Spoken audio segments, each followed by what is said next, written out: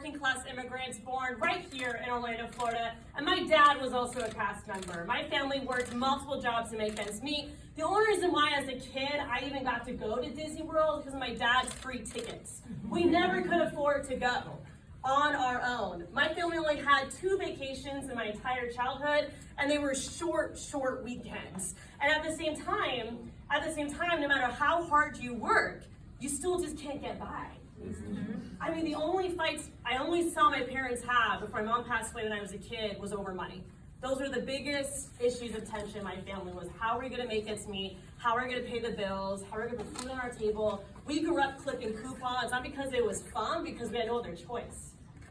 I remember being at Kmart where my mom worked and having to negotiate with the cashier what canned food we could afford and what we couldn't, and how to put things away at the register because it was just a little bit too much for our budget.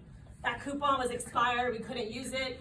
These are the stories of not just my childhood, these are the stories of families right here. And I don't understand how any politician or any executive can hear these stories and think, that's okay. Like, this is an injustice. Yes. It is an injustice to expect our workers, who are the backbone of this economy, 1 in 5 workers here in Central Florida are in tourism, to expect that they continue to carry this weight on their shoulders while their corporate bosses continue to make huge profits. It is an injustice to expect that any of this is sustainable. We don't need more corporate tax breaks. We need to give our workers a break. Yes. We don't need Employee of the Month appreciations or certificates of gratitude. We need a raise. And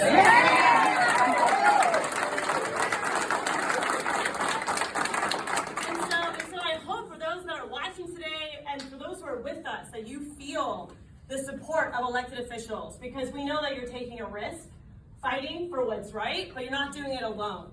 So please know that we got your back, that we'll continue to picket with you, we'll stand with you, we'll put our bodies on the line with you, because not only is your work essential, but you are economic drivers for this state.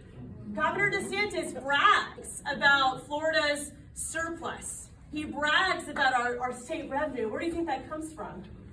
Florida generates upwards of $28 billion from sales tax revenue. Where do you think that sales tax comes from? Comes from y'all. It comes from y'all. And so please understand your worth and your value, but also realize that you deserve to feel valued. And right now, that ain't happening. So let's keep fighting. Let's continue the charge. Make sure people vote too, by the way, because you're voting for politicians who will either suck at this or be leaders at this. So please make sure that we also inspire people to get out the vote this Tuesday.